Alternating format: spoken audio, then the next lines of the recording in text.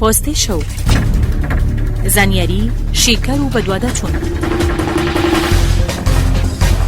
پۆستی شەو هەموو شەوان لە دەنگلی کوردستانەوە.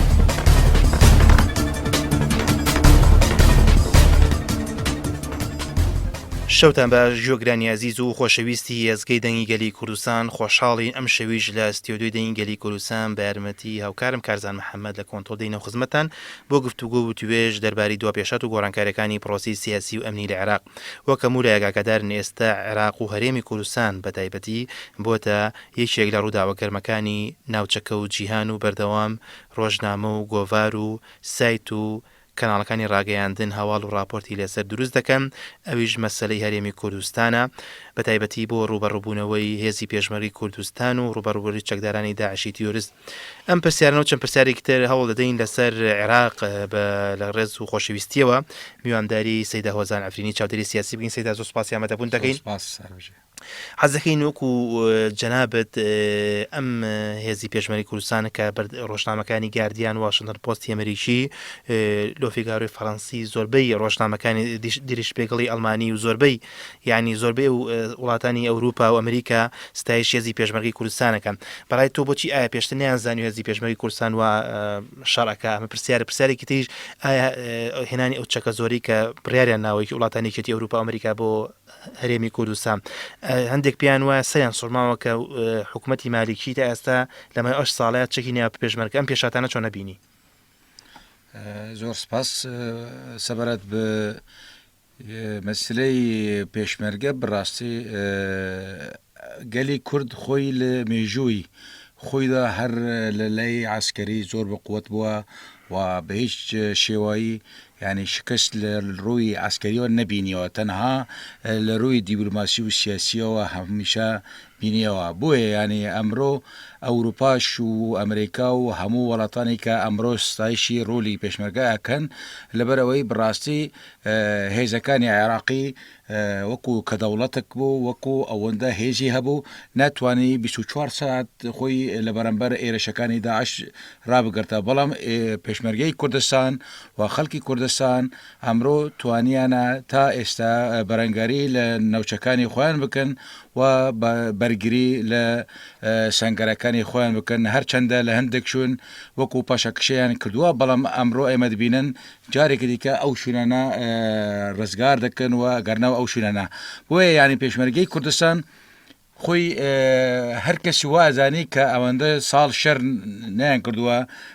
لەوەنێ ئەوش وەکو هێزی عێراقی بەو شێوایی بەرهەنگەری لایەنێ ئێرشەکار نەکن. بەڵام لە ڕاستیدا لە واقعدا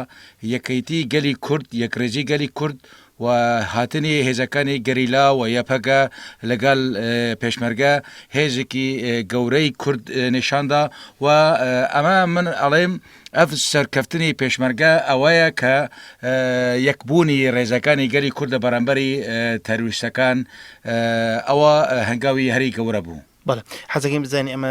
دەربارەی وەڵامی و پرسیاری کە وڵاتانی یەکێتی ئەوروپا و وڵاتانی ئەمریکا بەو شێوەیە هاوکاری هەرێمی کوردستانەکەن. لەم ڕوانگەیە وڵاتێکی زلهێزی ناوچەکە رووسیا تا ڕادەیەک بێدەنگە، هەرچەنە چەندین جاتەشیدی کردوتەوە یەکەم کەس بوو کە پشتیوانی نووری مالکی سەرگۆزینە ڕابردووی کرد بۆ ڕوبەڕووبوونی تیروریستان. بۆچی لە هەرێمی کوردستانت ئەو دەنگە کەمە؟ عنی هاوکاری رووسیا بۆ هەرێمی کوردستان ڕاستەوخۆ خۆی پێشترژی رووسیا وعدی بە سەرۆکی هەرێمیا کە هاوکاری بکەن لە ڕووی چەکەوە لە ڕووی هەموو لایەکیوە. بەڵام لەم دوایە خودەنن ئەگادارن ینی ناکۆکیە کە لە نێوان جەمسەری ئەمریکا و جەمسەری رووسیا. ئەمڕۆژ کە ئەمریکا خۆی یەکەمین پیشاندا بوو هاوکاری کورد و ئەڵمانیا بە هەمان شێوە. ئەمە رووسیا لە عادەتی خۆیەتی ئەوێ خۆی قسەی خۆی هەبێ، ئەوێ هەر خۆی وەکو ڕقەبەر پێشامەدەی لە بەرامبەری سیاسەتەکانی ئەوروپا و ئەمریکا. بۆیە رووسیا خۆی وەکو پاشەکشە یاخود وەکو بێدەنگیەک پێشان دەدێ. بەڵام من پێم وایە لە ئەنجامدا رووسیا نابێ خۆی لە کورد دوور بخێتەوە لەبەر ئەوەی سیاسەتی رووسیا ئەمڕۆ لە هەرێمی کوردستان خۆی پەیوەندی خۆش هەیە کورد هەتا ئێستا کورد دژایەتی رووسیای نەکردووە هەرچەندە رووسیا لە هەندێک شت بێدەنگ بووە لە بێ هەڵوێست بووە لە بەرەمبەری هێرشەکانی لەسەر کورد بەڵام پێم وایە لایەنی کوردی لایەنی سیاسی کوردی پێیان خۆشە پەیوەندیەکان لەگەڵ رووسیا بەردەوام بن و لەگەڵ وڵاتانی دیکەش لەبەرەوەی ئێمە وەکو کورد کاریگەری هاتنە سەرخەتی رووسیا بۆ هەرێمی کوردستان و دۆستەکەت چییە؟ خۆی ئەتوانەوە ئەوە بڵێم لەبەرەوەی رووسیا پەیوەندی لەگەڵ ئیران زۆر بۆ هێزە زۆر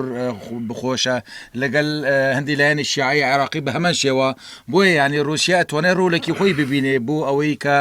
لە نێوان ئیران و لە نێوان هێزە عێراقیەکانی سەر بە ئیرانەوە بتوانە بن نزیکبوونەوە ناوبێژویان بکەن بتوانە بن هاوکاری ینی بەو شێوایی بۆ ئەوەی کە ئەو ناکوکیانە زیاتر قۆڵ نەبنەوە یعنی رووسیا ئەتوانێت بەو شێوایی ڕوولی خۆی ببینێ لەگەڵ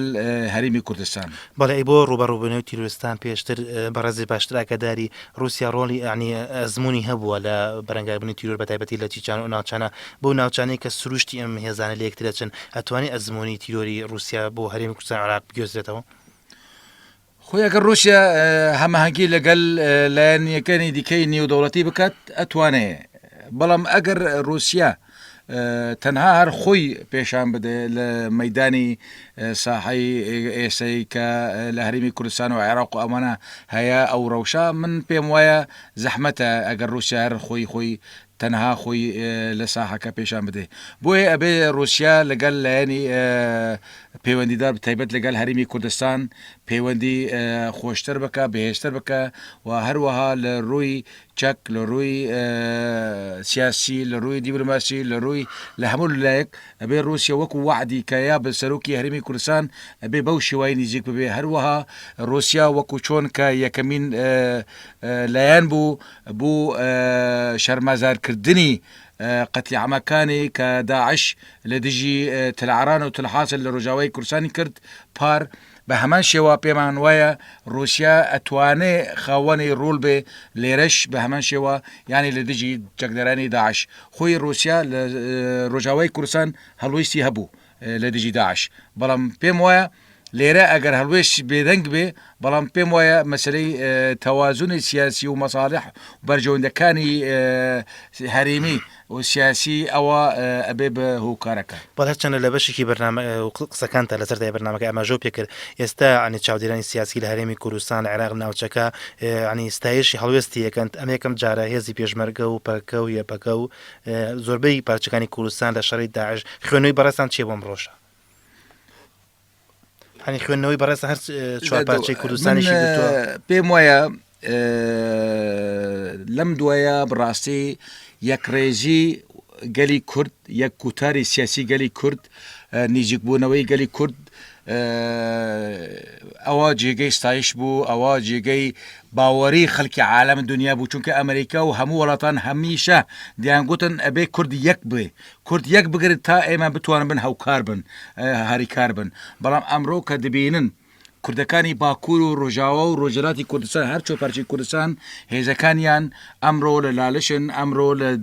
شنگالن ئەمڕۆ لە خانەقین و لەو نەوشارانە ئەمڕۆ لە مەخمورن ئەمڕۆ لە نزیکی سەدی مووسڵن ئەمانە پێم وایە ئەمە وای لە عالەم کرد کە عالەم نەچار بێ ڕێز بوو کورد بگرێ و بچاوێکی گەورە لە کورد تەماشا بکێ بەڵام بەداخەوە هەندی لایەنی کوردی هەیە هەندی بناوی کورد یانی هەندی کەناڵەکان بڕاستی بناوی کورد هەیە کە ئێمەش بڕاستی نزیکبوونەوەی ئەو کەناڵانە شەرمەزار دەکەن و بە تایبەت ینی نزانم ینی حەز ناکەم ناوەکان بڵێم بەڵام ئاشکرانە ناوەکان ینی ئاشکرا پیلانی کورد پیلانی پێشمەرگە پیلانی هێزەکانی کوردی لە دژی داعش ئاشکرا دەکەن یعنی بوو نمونە ئەڵێ بەیانی فلان سەعەت هێزێکی گەورە ئەوە لە فلان قوڵەوە لە فلان شوێنەوە ئێرشی سەر مڵکەکانی داعش دەکەن یعنی ئاگاداری داعش دەکەن ئەڵێ داعشەکان ئاگاداری خۆتانمە پێشمەرگە و گەریلا و یەپەکیان بۆ سەرێوە یعنی ئەمە نابی کەناڵێکی کوردی بەو شێوایی پیلانەکانی شەر پێشکەش بکەن لە یاسای عسکەری لە استراتیژی عسکەری ئەم شتە مەترسیە ئەوەی کە ئاشکرا بکەیت ئیعدامە بۆ ئەو کەسێکە پیلانەکانی شەڕی خۆی بوو نێران سەرباسیە بەڵام بداخەوە کەناڵەکانی ئێمە کە خۆیان کەناڵی زۆر بە گەورە نیشان دەدون و زۆر بەسەر بخۆ نیشاندن بەڵام ئێمە تەماشا دەکەن ئەڵێن داعش ئەوە هێرە پێشمەرگە ئەوەی ڕشتەکەی پێشمەرگە لەوێەوە دەکەی یعنی پیلانەکانی مخەتەتی عملیاتی ئۆپەراسیۆنی پێشمەرگە هەموو ئاشکارە دەکەن بۆ ئاشکارە بوو داعش ئەمە زۆر مەتەرسیدارە بۆیە ئێمە طبعا زۆر ڕەوشەنبیران داوا لە سەرۆکەتی هەریمان کردووە کە هەندێک کەناڵ بەو شێوایی هەوڵ بدەن ڕێگە نەدەن بەو کەناڵانە کە بەو شێوایی جۆمجۆڵیان هەبێ یعنی بۆیە لەبەرەوەی تا ئێستا ئەم هێزانی کوردستانی کە هاتوونە بەڕاستی بجانفیدایی شەڕ دەکەن لە دژی داعش و نەهێڵن داعش خاکی کوردستان پیش بکە و داگیر بکە بەڵام بەداخەوە ئەو کەناڵانە ئەوێن بەو شێوەی بکەن تکایە دەکەم لە هەموو ڕێوەبەرانی ئەو کەناڵانە کە هەوڵ بدەن چارەسەریک بدۆزنەوە بوو ئەو کەسانی کە ئەو خەلەلی دروستەکە لەنەوە کەناڵەکە لە ڕووی سەربازی و استراتیژی سەربازیەوە زۆربەی ینی پسپۆڕانی سەربازی وەروە ناوچەکە وڵاتانی عەرەبی و تا ڕادەیەک بە ینی غێرم باشە ناڕاستەخۆ هاوسۆز بوون لەگەڵ داعشە پیان وە بوو ینی تا ڕادەیەک هاوپەیمانیی ڕانەگەیەنرا هەیە لە نێوان کورد و داعشە بۆ پێی کە داعش ئەم جەبهەی ئەمانە لە هەرێمی کوردستان ڕوبەڕووی هەرێمی کوردستان نابوو هەرێمی کوردستان ڕوبەڕووی و هێرشی ناکبەست بەرگریەگەر ئەنی ئەو پلانە چی بوو کە داعش ئەوە هێرشی کرد لەسەر شەنگار و ئەو ناوچە کوردنشینانە بەڕای بەڕێز ئامە وەکو ئێستا هەڵی استراتیژی خۆیان بوو یا بەرنامە بۆ ڕێژکراو بوو ئێستا خۆیان چۆن بینەوە خۆی بەگوێرەی من خۆم هەندێک لە کەناڵە ئەسمانیەکان و لەلایەنە دیکە ئەمانەی کە باسی داعش کردووە مقابلە لەگەڵ داعشیەکان کردووە ئەڵێن کوردستان و هەرێمی کوردستان بە تایبەت ئەوەن ویلایەتی ئێمەی سیامینە بۆیە ئەمەن ینی پرۆژەی ئەوەن هەیە هەرێمی کوردستان داگیر بکەن بەڵام ئێستا هەوڵدان یعنی وەکو تەجروبە ئایا ئەتوانن یاخود نەتوانن ئەمە وەکو هەوڵدانێک بوو وەکو تەجروبەیەک بوو بەڵام لە تەجروبەکەی ئەوەن شکستێنە هێنا دیارە هێزی پێشمەرگە و هێزی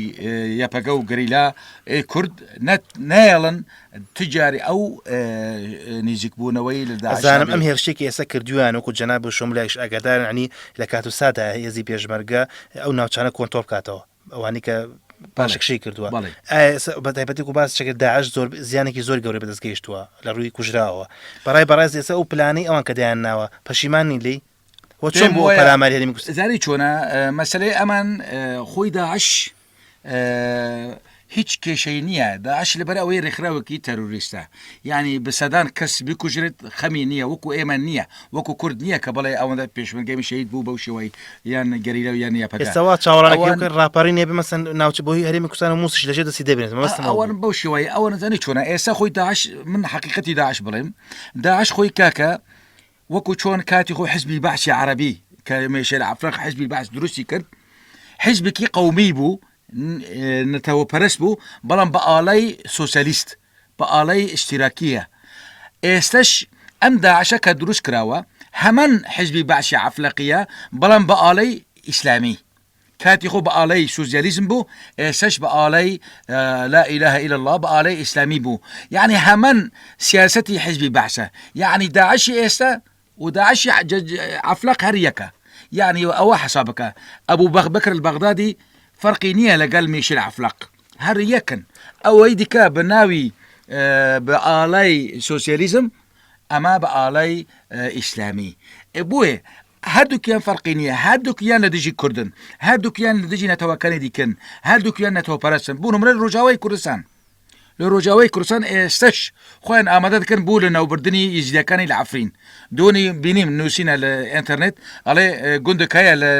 سنووری ئازاز و عەفرین ناوی قەسەلی جندووە 3000 کوردی یزدی تەیە ئەبێ ئێمە لەبیر نەکەن یعنی ئەبێ وەکو شنگال بکەن یعنی ئەمڕۆ ئەوان دەزانن کوردی ئیزدی کوردی عەسەل و ڕەسەنن لەبەر ئەوەی کورد و عەسەل و ڕەسەنن ئەڵێن ئەبێ ئێمە ڕەسەنی کورد لەنەو ببن ئەمە ڕاستی ئەوانە لەبەر ئەوەی ئیزدەکان خۆتان ئەگەدارن تێکاڵ نابن لەگەڵ هیچ کۆمەلگایەک تەنها هەر خۆیانن بۆیە پاک و تەمیز و ئەوەن بجێماون ئێستا ئەم سیاسەتی ئێستا کە 700 کچی کورد بردیان بۆ مۆسڵ و بەو شێوەی فرۆشتیان ئەمە ینی بڕاستی بوو لە ناوبردنی نەسەل و ڕەسەنی کوردیە. بەڵێ دەستە خۆش بێ ئەم تەوەرە زیاتر لە خایانەیە جۆگرانی عزیز و خۆشەویستی هێزگەی دەنگەلی کوردستان هەوڵ دەدەین لە بەشی دومی بەرنامەکەشماندا هەر سەیدا هۆزانە ئەفرینی چاودێری سیاسی